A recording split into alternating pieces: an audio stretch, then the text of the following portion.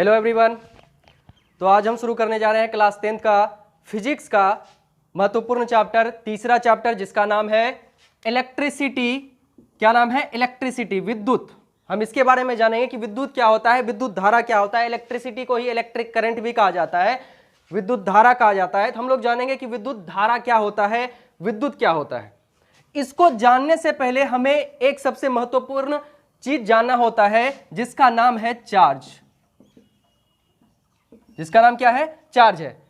अगर आपको इलेक्ट्रिसिटी के बारे में जानना है, विद्युत धारा के बारे में जानना है, तो उससे पहले सबसे पहले आपको जानना होगा क्या? चार्ज के बारे में। किसके बारे में? चार्ज के बारे में जानना होगा। तो सबसे पहले हम लोग किसको देखेंगे? चार्ज को देखेंगे। जब हम चार्ज के बारे में पूरा डीप अध्ययन कर लेंगे कि चार्ज क्या होता है, उसके बाद हम लोग अपने मेन टॉपिक पे आएंगे कि इलेक्ट्रिसिटी क्या होता है, इलेक्ट्रिक करंट क्या होता है, विद्युत क्या होता है। तो चलिए हम लोग अब स्टार्ट करते हैं। किसके बारे में जी? चार्ज के बारे में।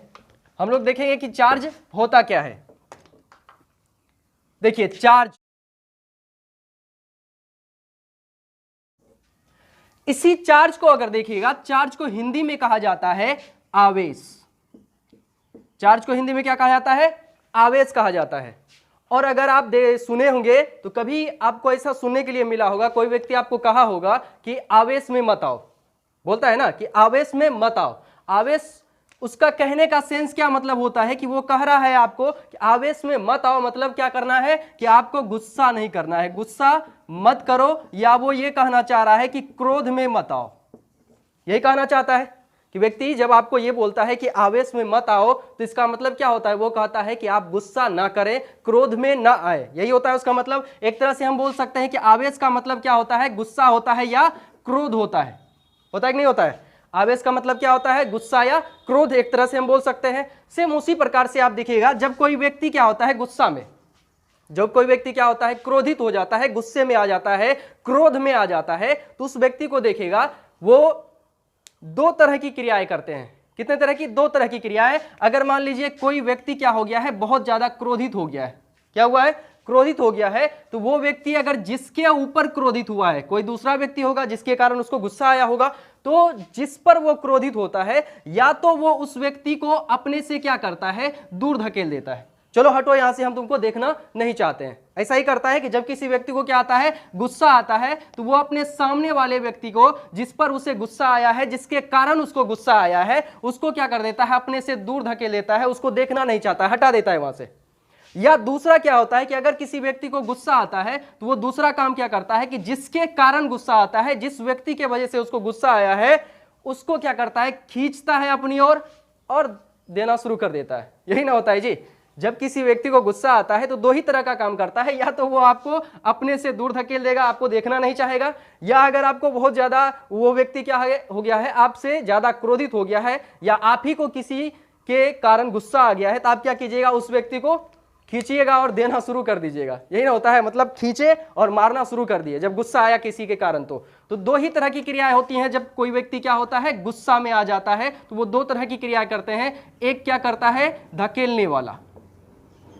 कैसा काम करता है? एक धकेलने वाला काम करता है, अपने से दूर धकेल लेता है, चलो हट जाओ यहां से, हम तुमको देखना नहीं चाहते हैं। दूसरा काम क्या करता है? उसको अपनी ओर खींच लेता है और देना शुरू कर देता है। मतलब एक काम क्या किया? खींचने वाला।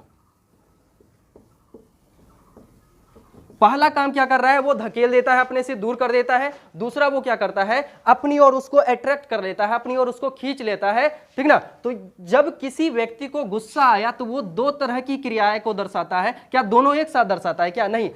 अगर धकेलना है तो सिर्फ धकेल के काम खत्म, और अगर खींचना है तो खींच के देना शुरू। यही होता है। तो वहां पे क्या हो रहा है कि जब कोई व्यक्ति गुस्सा में हो जाता है, क्रोधित हो जाता है, तो वो क्या करता है? दो तरह की क्रियाओं को दर्शाता है। पहला धकेलने वाला, अपने से दूर करने वाला, और दूसरा क्या करता है? खींचने वाला। यही क्रिया करता है। तो अब यहां पे आप देखिए कि ये जो हम बोल रहे हैं गुस्सा, क्या बोलते हैं? गुस्सा।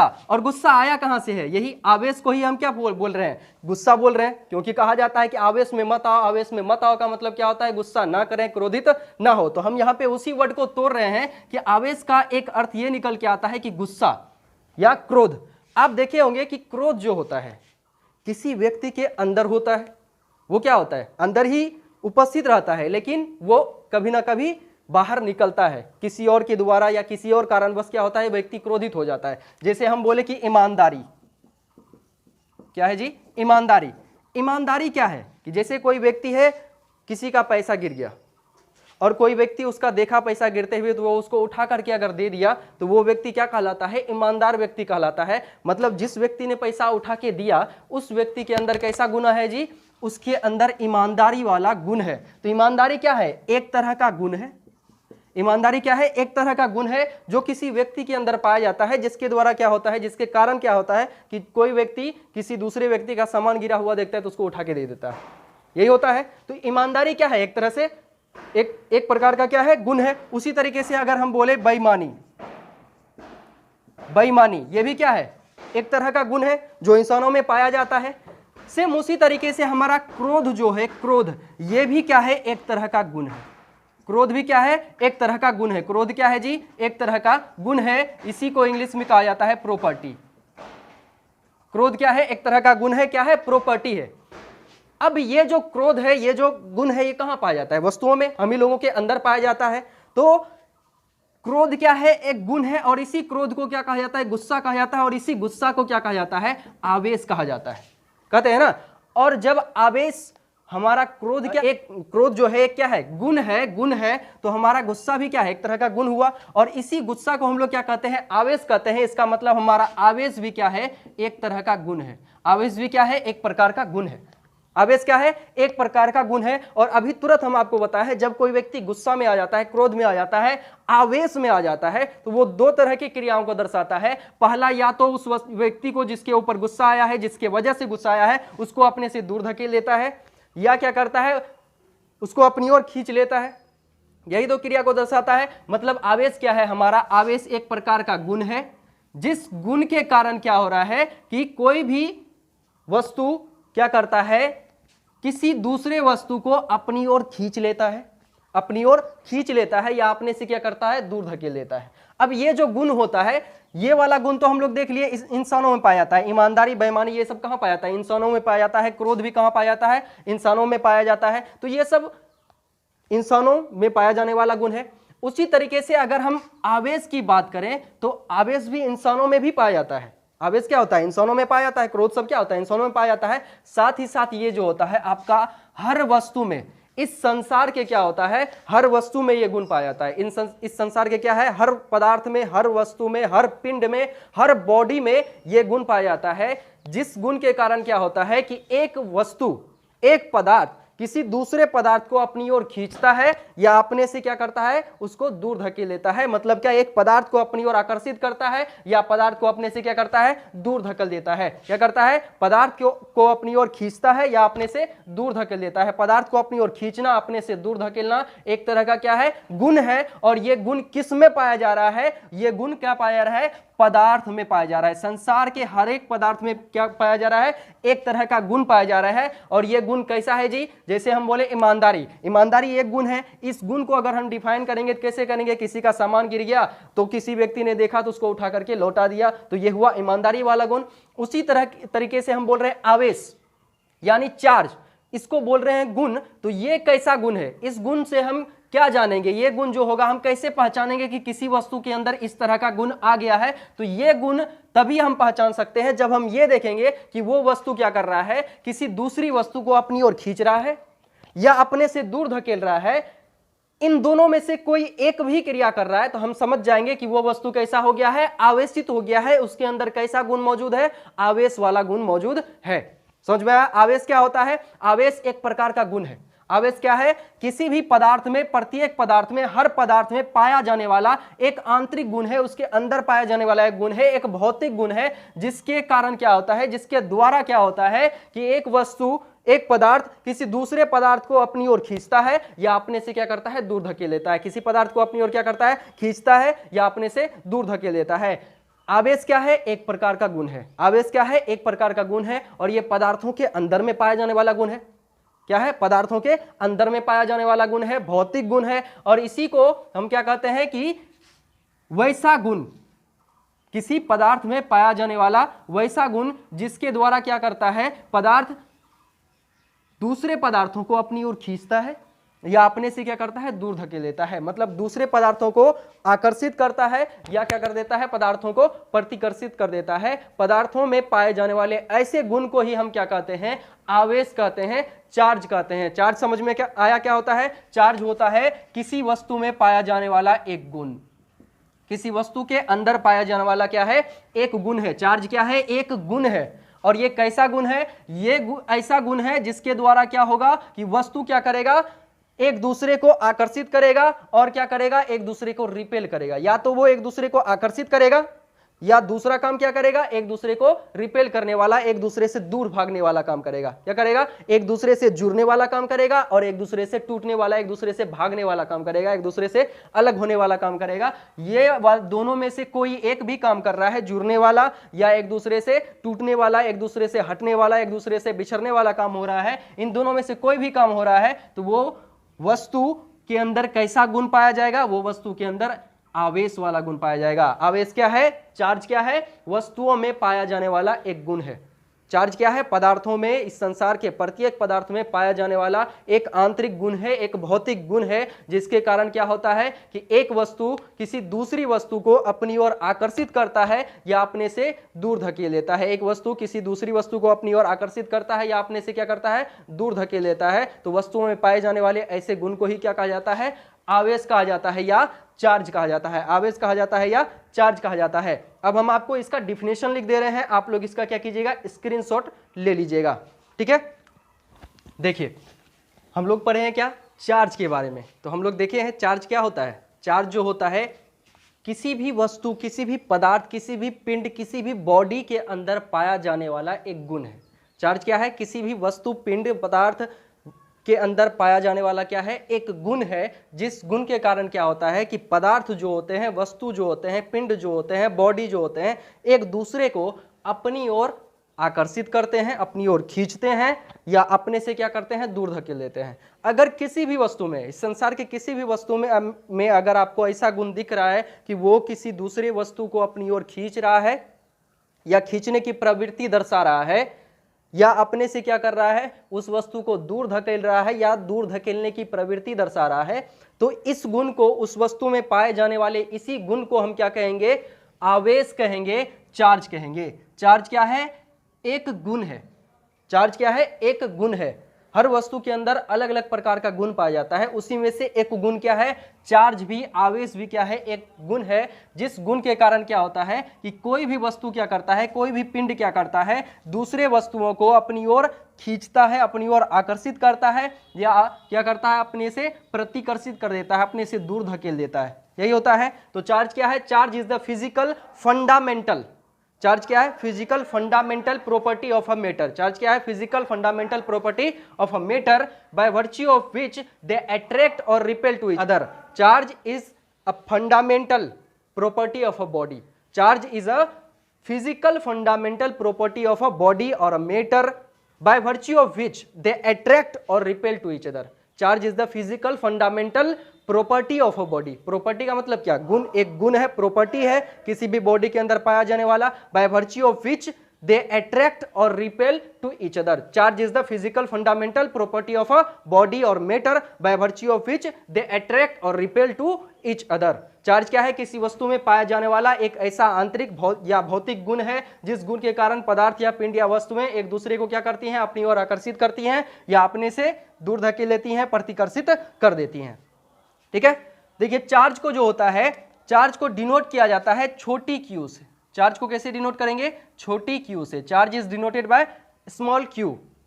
चार्ज को क्यू से सूचित किया जाता है। आवेश को किससे सूचित किया जाता है, क्यू से सूचित किया जाता है। चार्ज को किससे सूचित करेंगे जी, किससे डिनोट करेंगे, क्यू। कहीं भी अब आपको ऐसे क्यू लिखा हुआ दिख जाए आप समझ जाइएगा वो किसको डिनोट कर रहा है, चार्ज को। जैसे हम द्रव्यमान का बात करें, द्रव्यमान को अगर सूचित करना होता है तो हम किसका यूज करते हैं, छोटी एम का यूज करते हैं या बड़ी एम का यूज करते हैं। बड़े पिंड के लिए बड़े एम का ऐसा अवधारणा माना जाता है। तो यहाँ पे क्या है, चार्ज है, तो चार्ज के लिए हम किसको डिनोट करेंगे, किससे डिनोट करेंगे चार्ज को, तो क्यू से, स्मॉल क्यू से डिनोट किया जाता है। कहीं कहीं बड़ा भी यूज किया जाता है तो कोई दिक्कत नहीं है, ज्यादातर आपको मिलेगा स्मॉल क्यू। ठीक है, क्यू से ही चार्ज को डिनोट किया जाता है, इसके अलावा कुछ नहीं रहेगा, या तो छोटी क्यू रहेगा या तो बड़ी क्यू रहेगा। चार्ज को किससे डिनोट किया जाएगा? Q से डिनोट किया जाएगा। देखिए अगला है हमारा चार्ज का मात्रक। हम लोग चार्ज के बारे में जान गए। चार्ज क्या है? किसी वस्तु में पाया जाने वाला एक गुण है जिसके कारण क्या होता है, उस गुण के कारण एक वस्तु किसी दूसरी वस्तु को अपनी ओर खींचता है या अपने से क्या कर देता है, दूर धकेल देता है। अब देखते हैं चार्ज जो होता है, चार्ज को आप देख लिए कि चार्ज का अगर डिनोट करेंगे, चार्ज को कैसे डिनोट करेंगे? स्मॉल q से डिनोट करेंगे। कैसे डिनोट करेंगे? स्मॉल q से, और कहीं कहीं आपको कैपिटल Q भी दिखता है, दोनों से हम डिनोट कर सकते हैं, लेकिन डिनोट किससे करेंगे? Q से ही डिनोट किया जाता है चार्ज को। अगला है आपका चार्ज का मात्रक, आवेश का मात्रक, unit of charge. Unit of charge, charge का मात्रक क्या क्या होता है, ठीक ना। अब देखते हैं चार्ज का मात्रक। देखिए SI unit of charge, charge का SI मात्रक जो होता है कूलम्ब होता है। क्या होता है? कूलम्ब। चार्ज का SI मात्रक क्या होता है? कूलम्ब होता है। हिंदी में इसी को कूलम्ब या कूलम्ब पढ़ा जाता है, कूलम्ब या कूलम्ब पढ़ा जाता है। चार्ज का SI मात्रक क्या होता है? कूलम्ब होता है। इसी को क्या क्या पढ़ेंगे? कूलम्ब या कूलम्ब पढ़ेंगे। और इसी को C से डिनोट किया जाता है। किससे डिनोट करेंगे? कूलम्ब को ही अगर छोटे में लिखना है तो कैसे लिखेंगे? C से डिनोट किया जाता है। और दूसरा जो यूनिट होता है कूलम्ब के अलावा, अगर हम कोई दूसरा यूनिट SI यूनिट यूज करना चाहेंगे तो वो होता है एम्पियर इंटू सेकेंड। क्या होता है?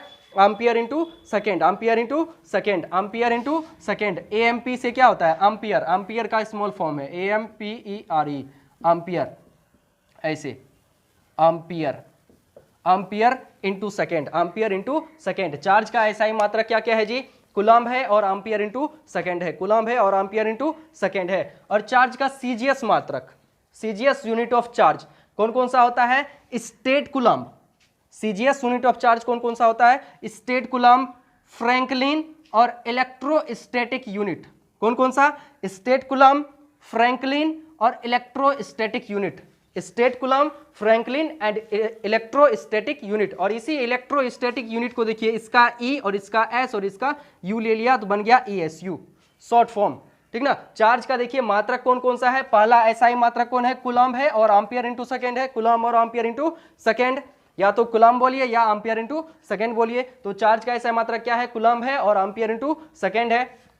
CGS यूनिट ऑफ चार्ज क्या है? स्टेट कूलम्ब है, फ्रैंकलिन है और इलेक्ट्रोस्टैटिक यूनिट ESU। क्या होता है? CGS unit of charge state coulomb, Franklin, electrostatic unit, that is ESU। अगला है आपका अदर यूनिट। चार्ज का और भी बहुत सारा यूनिट होता है, उसी में से एक क्या है? फेराडे। चार्ज का दूसरा यूनिट क्या है? फेराडे। चार्ज का दूसरा यूनिट क्या है? फेराडे। और यही जो यूनिट आपको दिख रहा है यही चार्ज का सबसे बड़ा यूनिट होता है, large unit of charge. Large unit of charge, charge की सबसे बड़ी मात्रक कौन सी होती है? फेराडे होती है। चार्ज की सबसे बड़ी मात्रक जो होती है, इकाई जो होती है वो क्या होती है? फेराडे होती है। चार्ज की सबसे बड़ी यूनिट जो होती है, मात्रक जो होती है वो क्या होती है? फेराडे होती है। क्या होती है? फेराडे होती है। और चार्ज का सबसे छोटा यूनिट जो होता है, सबसे छोटा मात्रक जो होता है, the small unit of charge is state coulomb.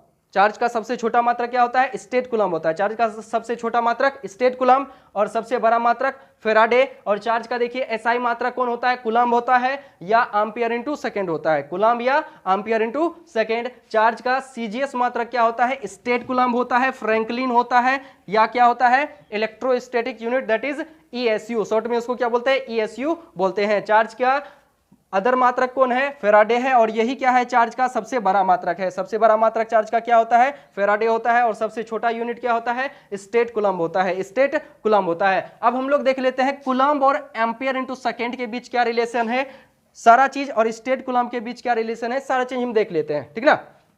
देखिए अगला हमारा क्या है कि हम बोले थे कि हम रिलेशन देखेंगे, किसके किसके बीच कैसा रिलेशन है। तो 1 कूलम्ब जो होता है, 1 कूलम्ब जो होता है वो बराबर होता है 2.997 गुना 10 पे पावर 9 स्टेट कूलम्ब पे। 2.997 into 10 to the power 9 statcoulomb के बराबर होता है कौन? 1 कूलम्ब। या इसी को अप्रोक्सीमेटली लगभग हम किसके बराबर मान के चलेंगे? 3 के बराबर। ये 2.997 जो है इसको किसके बराबर मान के चलेंगे? 3 के बराबर। तो यहाँ पे क्या हो जाएगा अब सिनेरियो? 3 गुना 10 पे पावर 9 स्टेट कूलम्ब। 1 कूलम्ब आवेश जो होगा वो किसके बराबर होगा? 3 गुना 10 पे पावर 9 स्टेट कूलम्ब के बराबर होगा। 1 कूलम्ब किसके बराबर होगा? 3 गुना 10 पावर 9 स्टेट कूलम्ब के बराबर होगा। आप याद कीजिए, हम बताए थे कि ये क्या होता है?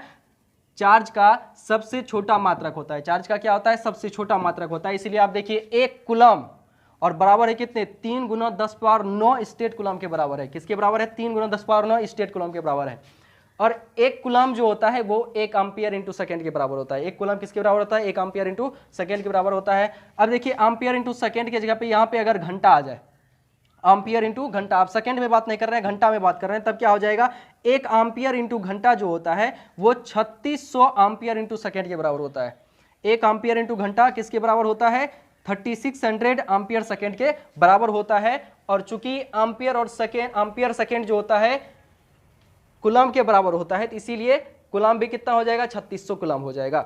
एक कूलम किसके बराबर होता है? 1 एम्पियर इंटू सेकेंड के बराबर होता है, इसीलिए 3600 एम्पियर इंटू सेकेंड किसके बराबर हो जाएगा? 3600 कूलम के बराबर हो जाएगा। और 3600 कूलम भी क्या कहलाता है? 1 एम्पियर इंटू घंटा कहलाता है, 1 एम्पियर इंटू आर कहलाता है। अगला देखिए फेराडे। 1 फेराडे जो होता है, फेराडे भी क्या है? चार्ज का ही मात्रक है। तो चार्ज का जो ये मात्रक है, ये कौन सा मात्रक है? सबसे बड़ा मात्रक है। चार्ज का सबसे बड़ा मात्रक कौन है? फेराडे है। तो 1 फेराडे जो होता है ये बराबर होता है 1 मोल इलेक्ट्रॉन या 1 मोल प्रोटॉन के।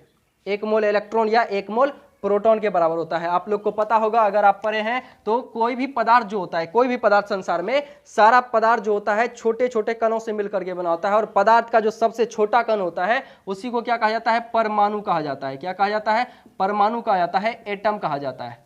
और इसी एटम के अंदर जब झांक के देखा जाता है तो क्या होता है? परमाणु के अंदर में भी क्या होता है? एक नाभिक होता है और उसके चारों ओर चक्कर लगाने वाला इलेक्ट्रॉन होता है। और नाभिक में कौन होता है? प्रोटॉन होता है, यानी प्लस चार्ज, और न्यूट्रॉन होता है, न्यूट्रल चार्ज, कोई चार्ज नहीं इस पे। और इलेक्ट्रॉन पे कैसा चार्ज होता है? माइनस चार्ज होता है। और जितना चार्ज इलेक्ट्रॉन पे होता है सेम उतना ही चार्ज किसके पास होता है? प्रोटॉन पे। एक इलेक्ट्रॉन पे जितना चार्ज होगा उतना ही चार्ज किसके पास होगा? प्रोटॉन पे। सिर्फ क्या होगा? इसके पास माइनस वाला होगा और इसके पास प्लस वाला होगा। अब चूंकि हम आवेश के बारे में पढ़ रहे हैं तो वो हम पढ़ेंगे कि आवेश जो होता है कितने प्रकार का होता है, कैसे उसको डिवाइड किया गया है प्रकार में, तो वो सारा चीज हम आगे देखेंगे। अभी समझने के लिए देख लीजिए। तो इलेक्ट्रॉन, एक इलेक्ट्रॉन पे जो आवेश होता है, 1 इलेक्ट्रॉन पे जो आवेश होता है वो होता है कितना? 1 इलेक्ट्रॉन पे आवेश होता है 1.6 इंटू 10⁻⁹ कूलम ऋण आवेश के बराबर होता है। 19 कूलम ऋण आवेश के बराबर होता है।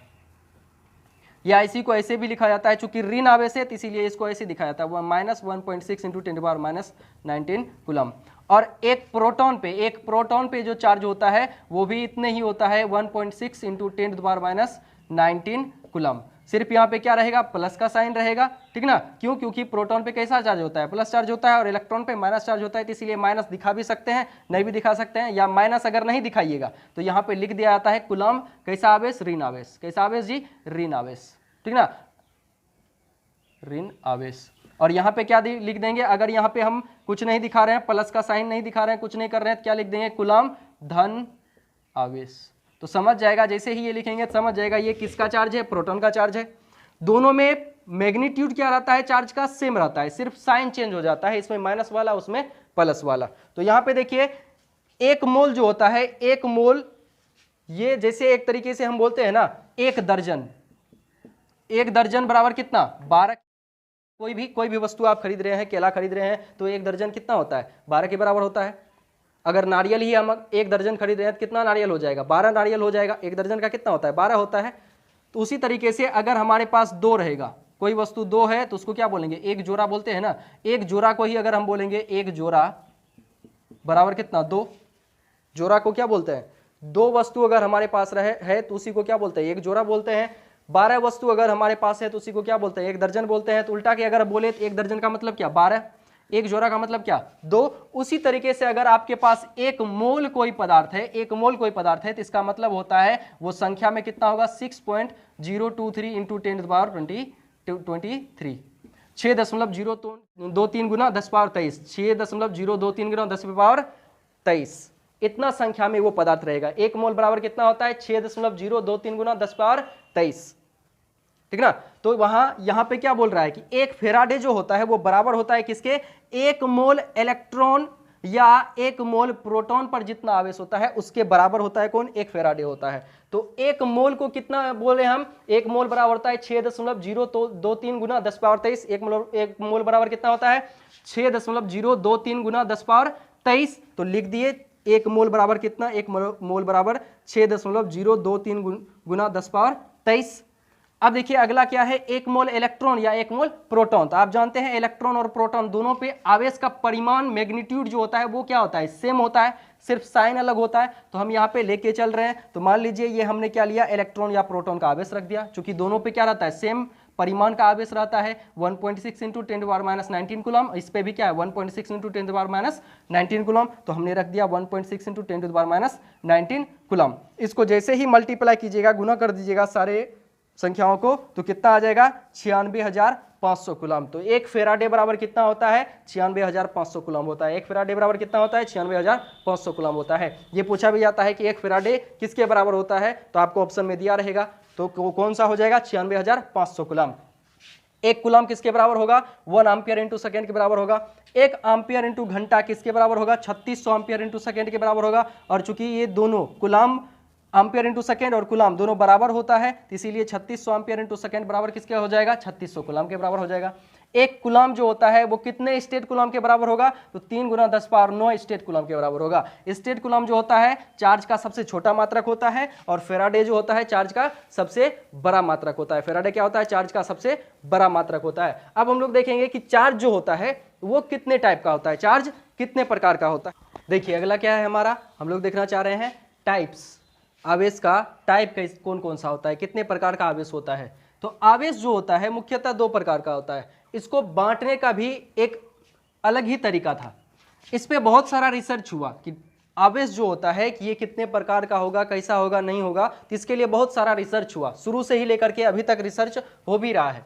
तो यहाँ पे क्या हो रहा है कि सबसे पहले जो है, सबसे शुरुआत में एक वैज्ञानिक थे जिन्होंने क्या किया कि आपका अंबर जो होता है, अंबर, इस अंबर को जब उनके कपड़ों से इसको रगड़ा गया, अंबर को क्या किया गया, उनके कपड़ों से रगड़ा गया। अंबर जो होता है आप लोग देखे भी हैं, अंबर जो होता है पेड़ पौधा जो होता है, पेड़ पौधा में आप देखे होंगे लट्ठा टाइप का पेड़ पौधा से कभी कभी निकलता है, जेली जैसा आप देखे हैं। वही जब एकदम सूख के कठोर हो जाता है तो उसी सब का बहुत सारा आभूषण वगैरह सब बनाया जाता है। तो वो हम आपको फिगर में दिखा देंगे, आप देख लीजिएगा कि अंबर क्या होता है। तो अंबर जो है आपका, ये अंबर को जब क्या किया गया, ऊन के कपड़ों से रगड़ा गया, तो इसमें एक अलग ही तरह का गुण देखा गया कि अंबर क्या करने लगा, वस्तुओं को अपनी ओर आकर्षित करने लगा। अंबर को जब क्या किया गया, उनके कपड़ों से रगड़ा गया, तो ये कागज वगैरह सबको अपनी ओर आकर्षित करने लगा। तभी से पता चला कि पदार्थ को के अंदर एक अलग तरह का गुण पाया जाता है। फिर धीरे धीरे बहुत सारे साइंटिस्ट आए जिन्होंने इस पर रिसर्च किया। तो रिसर्च करने के बाद धीरे धीरे उनको पता चला कि ये जो आकर्षित करने वाला गुण होता है, प्रतिकर्षित करने वाला जो गुण होता है, ये सब जो होता है हर एक पदार्थ में ऐसा गुण पाया जाता है। क्या होता है कि ये जो आकर्षित करने वाला सब जो गुण होता है, ये प्रकृति के लगभग सभी पदार्थों में ऐसा गुण पाया जाता है, लगभग सभी पदार्थों में ऐसा गुण पाया जाता है, ऐसा रिसर्च में पता चला। फिर धीरे धीरे इस पे और ज्यादा रिसर्च होने लगा। तब क्या हुआ कि कुछ साइंटिस्ट आए, उन्होंने क्या किया, कांच का एक रॉड लिया या गोला लिया। इस कांच के रॉड या गोले को क्या किया गया, इसको रगड़ा गया। किससे रगड़ा गया, रेशम के कपड़े से। कांच के एक गोले को मान लेते हैं, ये गोला का नाम हम रख दिए ए। इस गोले को क्या किया गया, रेशम के कपड़े से रगड़ा गया। इसको हमने रगड़ दिया। फिर इसी के जैसा सेम यही कांच वाला गोला, एक और गोला हमने लिया, कांच का 2 गोला लिया। कौन, कितना गोला, 2 गोला लिया। एक गोला का नाम रख दिए ए, एक गोला का नाम रख दिए बी। और इसको भी सेम गोला है, ये भी कांच का, ये भी कांच का, सेम ही कांच का दोनों गोला है, और दोनों साइज में भी हर चीज में सेम है। इसको हम क्या किए, इस वाले गोले को रेशम के कपड़े से रगड़ दिए, और इसको भी हमने क्या किया, रेशम के कपड़े से ही रगड़ दिया। दोनों गोला को क्या किया, रेशम के कपड़े से रगड़ दिया। जब दोनों गोला को क्या किया गया, एक दूसरे के समीप लाया गया, गोला ए और गोला बी को, दोनों को जब एक दूसरे के समीप लाया गया, तो ये एक दूसरे से क्या होने लगा, दूर छिटकने लगा, दूर भागने लगा। ये दोनों क्या होने लगा, एक दूसरे से दूर भागने लगा। तो वैज्ञानिकों ने सोचा कि इन दोनों के अंदर क्या हो गया है, सेम ही प्रकार का गुण आ गया है, सेम ही प्रकार का आवेश आ गया है, चार्ज आ गया है, इसीलिए ये एक दूसरे से छिटकना चाह रहा है।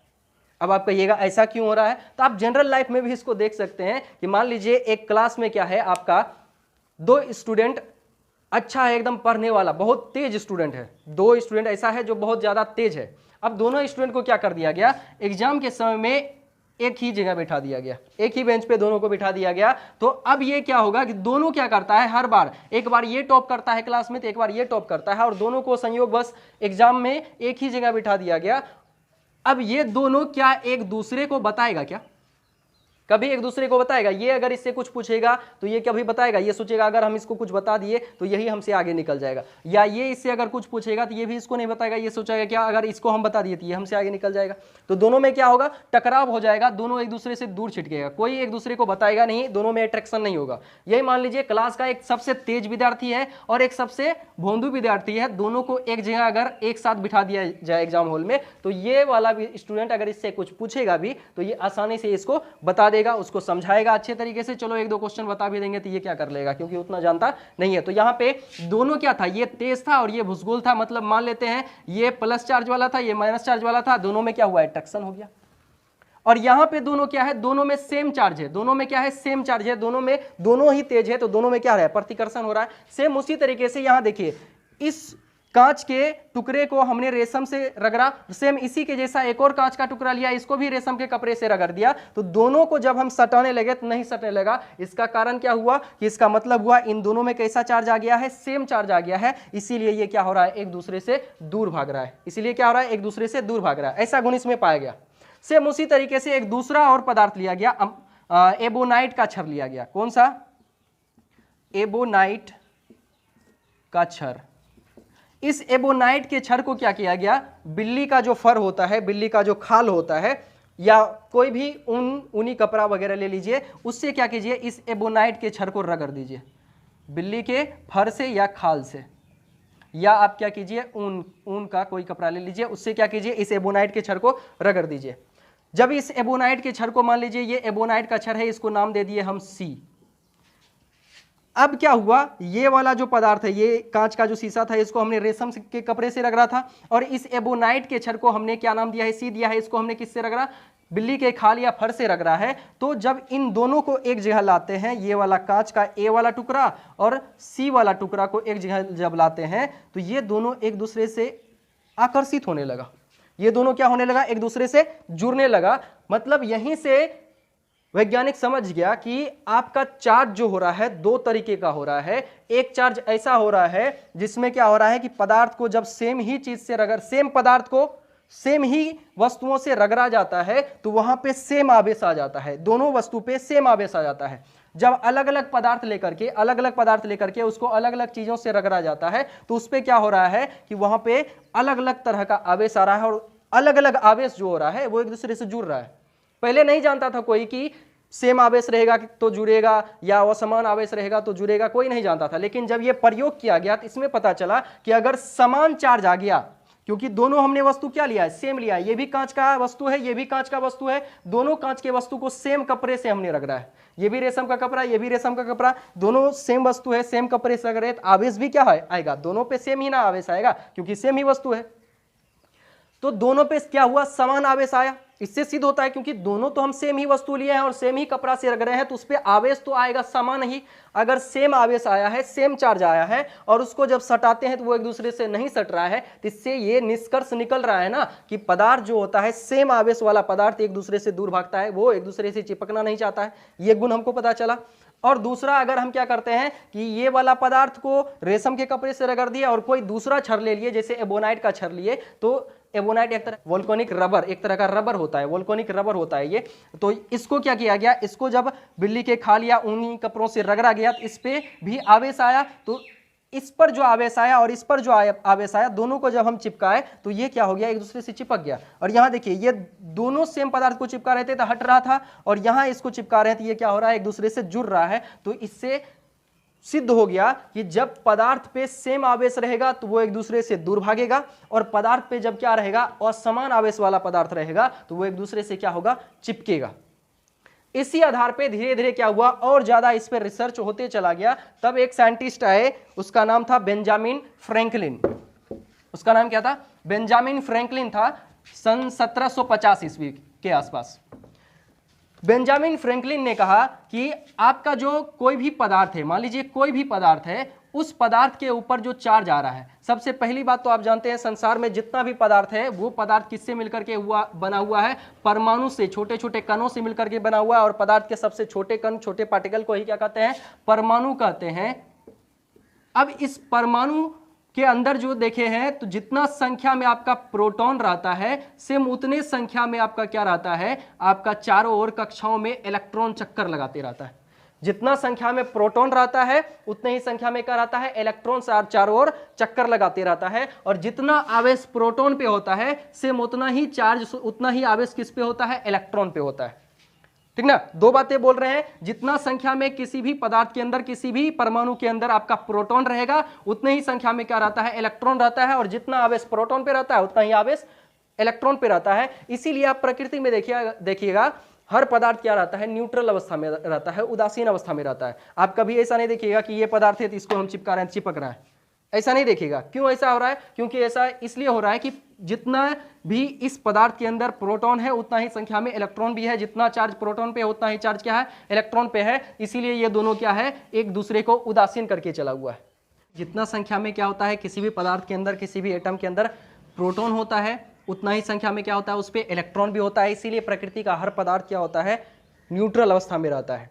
और सेम उसी तरीके से अगर आप देखिएगा, मान लीजिए संख्या अगर हम ले रहे हैं +2 और -2, देखिए दोनों में परिमाण आपको सेम दिख रहा होगा, ये भी 2 है, ये भी 2 है, परिमाण क्या है, सेम है, लेकिन साइन अलग अलग है। और इसको जब हम जोड़ते हैं तो जोड़ने के बाद ये क्या देता है हमको, 0 देता है, न्यूट्रल देता है। सेम उसी तरीके से अगर बात करें, हमारे पास +4 है और -4 है, इन दोनों संख्याओं को जोड़ेंगे तो क्या आ जाएगा, न्यूट्रल आ जाएगा, आता है ना। तो इसी तरीके से आप यहाँ देख रहे हैं इलेक्ट्रॉन पे कैसा चार्ज रहता है, इलेक्ट्रॉन पे माना जाता है अलग चार्ज रहता है और प्रोटॉन पे अलग चार्ज रहता है, दोनों पे अलग अलग चार्ज है। इसको माना गया कि इस पे माइनस चार्ज रहता है और प्रोटॉन पे कैसा चार्ज रहता है, प्लस चार्ज रहता है। प्रोटॉन पे कैसा, प्लस, और इलेक्ट्रॉन पे कैसा चार्ज माना गया, माइनस चार्ज रहता है। तो इसी आधार पे ये कहा गया कि जितना संख्या में किसी भी पदार्थ के अंदर प्रोटॉन रहता है जितना उतनी संख्या में क्या रहता है, इलेक्ट्रॉन भी रहता है। जितना चार्ज प्रोटॉन पे रहता है उतना ही चार्ज क्या रहता है, इलेक्ट्रॉन पे रहता है। इसी वजह से प्रकृति का हर पदार्थ न्यूट्रल अवस्था में रहता है। हमको ऐसा नहीं दिखता है कि हर पदार्थ एक दूसरे को अट्रैक्ट कर रहा है या रिपेल कर रहा है, ऐसा नहीं दिखता है जनरली। ऐसा तभी दिखता है जब उससे क्या होता है, इलेक्ट्रॉन या तो गायब हो जाता है या उसमें इलेक्ट्रॉन कहीं से आ जाता है, तभी हम उसको ऐसा देख सकते हैं। अगर मान लीजिए इससे इलेक्ट्रॉन क्या हो गया, बाहर चला गया, इलेक्ट्रॉन अगर बाहर चल गया, मान लेते हैं इसमें क्या था, 2 इलेक्ट्रॉन था, इसमें 2 इलेक्ट्रॉन है तो मतलब -2 चार्ज इसमें है, और 2 प्रोटॉन है तो मतलब मान के चल रहे हैं इसमें +2 चार्ज है। अगर एक इलेक्ट्रॉन इससे गायब हो गया तो अब बचा कितना, एक ही बचा है, मतलब अब ज्यादा कौन हो गया, प्रोटॉन ज्यादा हो गया, इसीलिए प्लस चार्ज ज्यादा हो गया। इसीलिए ऐसे पदार्थ को बोला जाता है धनात्मक आवेशित पदार्थ। अगर इसमें मान लीजिए कहीं से 3 इलेक्ट्रॉन अधिक आ गया, 3 इलेक्ट्रॉन और आ गया, तो है कितना, अभी 1 था और 3 और अधिक आया, हो गया टोटल कितना, 4 हो गया। मतलब अब देखिए ये ज्यादा हो गया क्या, तो अब माइनस चार्ज ज्यादा हो गया, यानी इलेक्ट्रॉन ज्यादा हो गया। इस वजह से इस पदार्थ को बोला जाएगा ऋणावेशित पदार्थ। आएगा जाएगा कौन, इलेक्ट्रॉन ही आएगा जाएगा। प्रोटॉन जो होता है नाभिक के अंदर होता है, ये कभी भी नाभिक से बाहर नहीं निकलता है। आएगा जाएगा कौन, इलेक्ट्रॉन। इलेक्ट्रॉन के आने और इलेक्ट्रॉन के जाने की वजह से ही आवेश उत्पन्न होता है किसी भी वस्तु पर, ठीक ना। उसी आधार पर जब देखिए सेम परिमाण का अलग अलग साइन वाला नंबर जब हम लेते हैं और उसको ऐड करते हैं तो रिजल्ट क्या आता है, न्यूट्रल आता है। तो ऐसा कहा गया कि जब हम अभी तुरंत आप देखे हैं कि अलग अलग पदार्थ लेते हैं, जैसे कांच का गोला लिए थे, एक ए एक बी, सेम कांच का गोला, और इसको भी रेशम के कपड़े से रगड़े थे और इसको भी क्या किए थे, रेशम के कपड़े से रगड़े थे। तो यहाँ पे क्या हुआ था, दोनों पे चूंकि सेम वस्तु है, ये भी कांच का गोला, ये भी कांच का गोला सेम ही है, और इसको भी रेशम से रगड़े हैं, इसको भी रेशम से रगड़े हैं, दोनों पे क्या आएगा, समान चार्ज आएगा। और जब हमने क्या किया, इसको सटाने का प्रयास किया तो एक दूसरे से चिपकता नहीं है, एक दूसरे से क्या होने लगा, दूर भागने लगा। तो हम समझ गए कि अगर समान आवेश रहेगा तो एक दूसरे से क्या होगा, दूर भागेगा। और दूसरा क्या हुआ कि हमने एबोनाइट का छड़ लिया, तो एबोनाइट के छड़ को नाम दे दिया हमने सी, और इसको हमने क्या किया, ऊनी कपड़े से रगड़ा, बिल्ली के खाल से या फर से रगड़ा, तो इस पर एक अलग तरह का चार्ज आया, और इसको हमने उठा करके ए को सी से चिपकाने का प्रयास किया तो ये एक दूसरे से चिपक गया। इस पे अलग चार्ज, इस पे अलग चार्ज, इससे पता चल गया कि इन अलग अलग चार्ज पे क्या होता है, अट्रैक्शन होता है। अलग अलग चार्ज पे क्या होता है, अट्रैक्शन होता है। तो यहीं पे एक साइंटिस्ट थे बेंजामिन फ्रैंकलिन, उन्होंने क्या बताया कि जिस तरीके से हम समान परिमाण के अलग अलग साइन वाले 2 नंबरों का योग करते हैं तो रिजल्ट आता है हमारा न्यूट्रल, 0 आता है। उसी तरीके से समान परिमाण के अलग अलग चार्ज को लिया जाए, समान परिमाण के अलग अलग चार्ज किसी पदार्थ में उपस्थित रहेंगे तो वो दोनों पदार्थ, जैसे यहाँ देखिए इलेक्ट्रॉन अलग चार्ज रहता है, माइनस चार्ज इस पे रहता है, प्रोटॉन पे प्लस चार्ज रहता है, दोनों अगर समान संख्या में है, समान परिमाण में रहता है तो वस्तु कैसा हो जाता है, न्यूट्रल हो जाता है। वस्तु किसी को ना अपनी ओर खींचता है ना किसी को अपनी ओर यहाँ से धकेलता है। तो यहाँ पे वही कहा गया कि बेंजामिन फ्रैंकलिन ने सोचा कि जिस तरीके से संख्याओं में ऐसा होता है उसी तरीके से आवेश में भी क्या होगा कि अगर अलग अलग आवेश समान परिमाण वाला रहेगा तब इन दोनों को जब हम जोड़ेंगे तब उसका रिजल्ट क्या आएगा, न्यूट्रल आएगा, जीरो आएगा, तभी वो वस्तु क्या रहेगा, न्यूट्रल अवस्था में रहेगा। तो इसी आधार पे उन्होंने क्या किया, चार्ज को दो नाम दिया, दो अलग अलग नाम दिया, दो अलग अलग भागों में बांट दिया कि चार्ज कितने तरह का पाया जाएगा, दो तरह का पाया जाएगा, और दो तरह के प्रकार में चार्ज का उसका नाम जो रखे जाएंगे किस आधार पे रखे जाएंगे, इसी संख्या में जो आपका माइनस प्लस वाला हम जो दिखा रहे हैं इसी आधार पे उसका नाम रख दिया। एक को बोल दिया प्लस चार्ज और एक को बोल दिया माइनस चार्ज यानी पॉजिटिव चार्ज, और एक को नेगेटिव चार्ज। पॉजिटिव चार्ज को हिंदी में धनात्मक आवेश कहते हैं और नेगेटिव चार्ज को हिंदी में क्या कहता है, ऋणात्मक आवेश कहा जाता है। चार्ज कितने प्रकार का हुआ, दो प्रकार का हुआ, और उसका नामकरण क्या है, एक को कहा गया पॉजिटिव चार्ज धनात्मक आवेश, एक को क्या क्या कहा गया, नेगेटिव चार्ज। ये तो दोनों जो आपको दिख रहा है पॉजिटिव चार्ज नेगेटिव चार्ज, ये क्या है, दोनों नाम है किसका, चार्ज का। चार्ज का कितना बेटा, दो बेटा, एक हुआ आपका पॉजिटिव चार्ज यानी धनात्मक आवेश, एक हुआ नेगेटिव चार्ज यानी ऋणात्मक आवेश। ये नामकरण किसने किया, ये नामकरण किया है बेंजामिन फ्रैंकलिन ने। किसने किया है, बेंजामिन फ्रैंकलिन ने। और आप देखे थे कि चार्ज जो होता है, चार्ज का एक यूनिट फ्रैंकलिन भी होता है, चार्ज का सीजीएस यूनिट क्या होता है, फ्रैंकलिन भी होता है। अब पर है सीजीएस यूनिट कौन कौन होता है, स्टेट कूलम होता है, स्टेट कूलम, और क्या होता है, ईएसयू होता है। ये सब क्या है, सीजीएस यूनिट है, उसी में से ये भी आपका फ्रैंकलिन भी क्या था, सीजीएस यूनिट है। आप नाम देख रहे हैं बेंजामिन फ्रैंकलिन। इसी ने चार्ज को दो भागों में बांट करके बताया कि उसका नाम क्या होगा, एक का नाम क्या रखा, पॉजिटिव चार्ज, एक का नाम क्या रखा, नेगेटिव चार्ज। और ये नामकरण क्यों रखा, जिस तरीके से समान परिमाण के दो अलग अलग चिन्ह वाले संख्याओं को जब जोड़ा जाता है तो उसका क्या होता है, रिजल्ट जीरो आता है। उसी तरीके से इन्होंने कहा कि अगर समान परिमाण के अलग अलग आवेश को लिया जाएगा, समान परिमाण के अलग अलग आवेश को एक साथ इकट्ठा किया जाएगा तो वो एक दूसरे के गुणों को क्या कर देंगे, उदासीन कर देंगे, न्यूट्रल कर देंगे। तो इसीलिए उन्होंने कहा, जैसे यहाँ प्लस का साइन माइनस का साइन दिख रहा है, इसीलिए उन्होंने कहा कि वहां भी ऐसा ही कुछ होगा, क्योंकि प्लस और माइनस जब एक दूसरे से जुड़ता है तभी तो न्यूट्रल होता है ना, सेम परिमाण का अगर रहता है तो वहां पे यही इसी आधार पे उन्होंने चार्ज का नामकरण क्या कर दिया, एक को रख दिया पॉजिटिव चार्ज, एक को कर दिया नेगेटिव चार्ज, धनात्मक आवेश और ऋणात्मक आवेश। ठीक ना। चलिए आज के लिए इतना ही छोड़ रहे हैं, बाकी आगे अगले क्लास में हम देखेंगे कि आखिर ये जो नामकरण किया गया है इसका दूसरा आधार क्या है। एक आधार तो हमने आज बता दिया कि बेंजामिन फ्रैंकलिन ने इस आधार पे नामकरण किया है, दूसरा आधार क्या है वो भी हम आपको बता देंगे अगले क्लास में। ठीक ना, आज के लिए इतना ही।